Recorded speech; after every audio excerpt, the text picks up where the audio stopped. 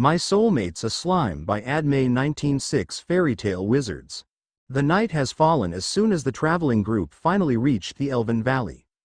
Nestled in a rather hidden gap between two enormous mountains, the elves had stayed hidden all those years till this so-called absorber and summoner plagued the tranquil valley with his corrupted schemes. Elves of other kinds had chosen to mingle with the humans and other creatures alike, but the mountain elvens chose to isolate themselves. At least till this summoner appeared out of nowhere and made them all his personal puppets.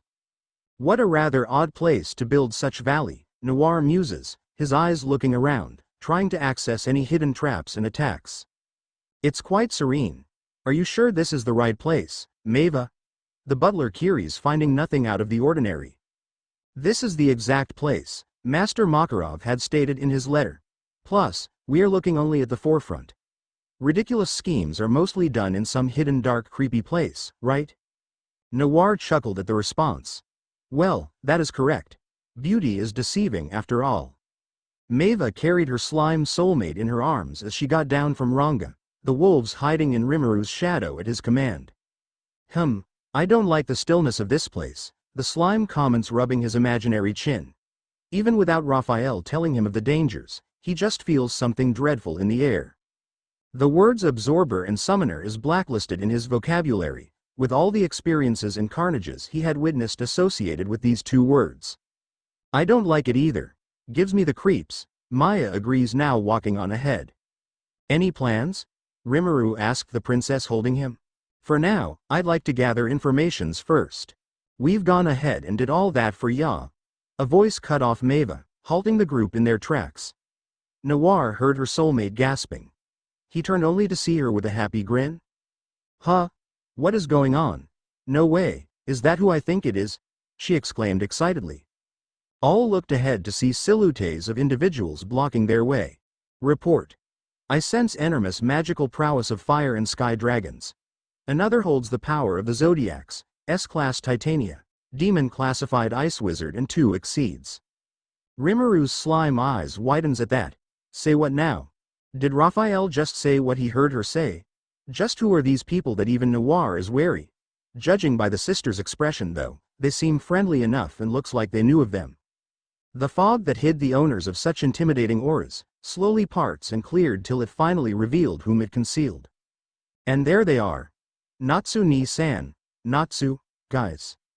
Rimuru yelped in surprise when Maeva almost threw him to Noir, before she and Maya dashed to the group.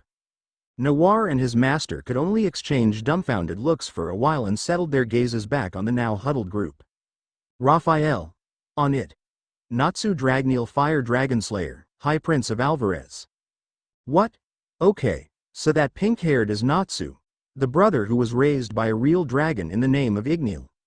Is Igneel by chance a true dragon then? Hang on, Raphael. Access information of Igneel for me. Answer. Information classified. Whatcha mean classified? You mean you couldn't get access to these kinds of information?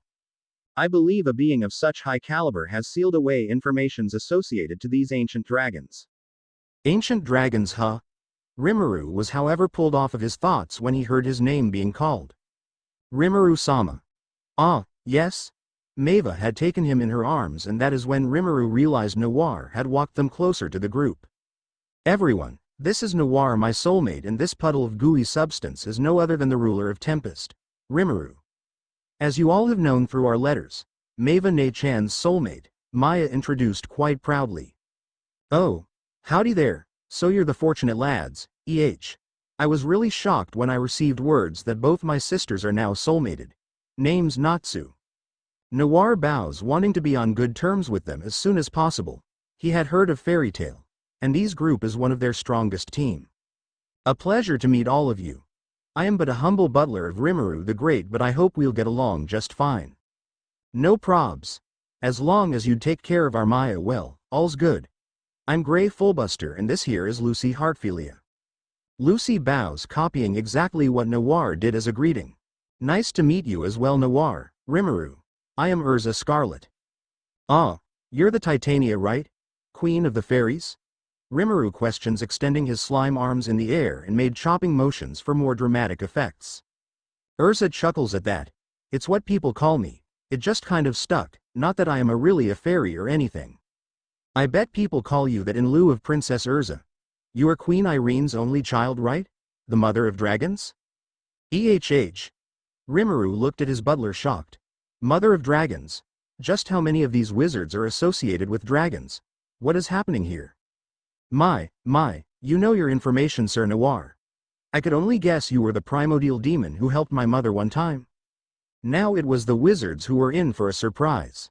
Ah, hello? Primordial demon? Like the strongest in rank sort of thingy? Noir bows again. Indeed. It was I, my lady. Oh please, no need for drastic formalities, Urza dismissed with a wave of her hand. Noir then smiled, agreeing before his attention caught the smallest lady in the group holding a white cat. Not exactly. If the butler knew better, that is an exceed along with that blue one clinging to his soulmate. I see you are the Sky Dragon Slayer. Wendy Marvel? The girl blinked in disbelief as she now stared at the slime who just said her name without her even telling them. Yes. But how do you know of that slime, San? Wendy questions. Rimuru chuckles, finding this dragon slayer adorable. Not to mention Raphael just told him, she's an enchanter like Maeva. And a high enchanter at that. She's a healer too, that only adds to his admiration of her. The ruler jumped down from Maeva's hold, shifting into his human form and taking the wizards aback. You can do that? Lucy muses, her eyes still wide. Yes. This is not my real form obviously, but yes, this is me in my humanoid body. And it is easier to communicate this way. As to how I know of you guys, well, I have a skill that allows me to appraise and analyze anyone and everyone I want, he explained, quite delighted at the flow of things. He is more than ready for another set of friends and allies. Wow, so the rumors are true. You are a demon lord, are you not? Gray asks him. Yes, but after I was soulmated with Maeva I evolved into a demon king. Oh really? That is cool, man. You're one heck of a king. Natsu grinned at him. Maeva and Maya smiles as soon as their eyes met, just thankful for the smooth meet-up. Carla, Wendy's exceed and happy. Natsu's were introduced soon after, with Rimuru admiring their wings. Natsu then explained that after their mission that took them 1 year to complete, they were on their way back to Magnolia when their master intercepted them with a message. He told them on their communication lacrima, much like the communication crystal of Tempest, about the shady acts at the Elven Valley, so they headed there knowing they'd arrive. And now, they have all the information they needed. So it's actually a summoning ritual using the elves' powers? Rimuru confirmed after the wizards relayed the informations they have collected. Yes, this sick self-claimed Majin King wanted to absorb all the elves' powers to himself and use it to summon a much more supreme being and evolve him into the strongest of all the supernaturals. Natsu nods. The group were currently settled at their camp, eating dinner just near the Elven Valley. And who is this supreme being they wanted to summon? Noir asked next after calmly sipping his tea. Their brother, Zeref. Gray answers. Noir's eyes widens in disbelief before he laughs, followed by the sisters. That again? Aren't people getting tired of summoning Zeref again and again when he doesn't even bother with them? The butler chimes as the middle of laughing. You got that right, soulmate. I don't get why they all bother doing that when my bother despises them very much. He got so mad one time he almost plucked all the hairs of the woman who had claimed to summon him. Maya had to hold on to Noir's shoulder to steady her since she's laughing so much. I'm sure Big Bro is so pissed right now, and Master Mavis is having a hard time calming her husband. Maeva couldn't help but laugh out loud as well, finding the entire situation really funny. The chain reaction had pulled the wizards to break into grins and chuckles as well, even though they were the first recipients of laughing so much since they first heard it.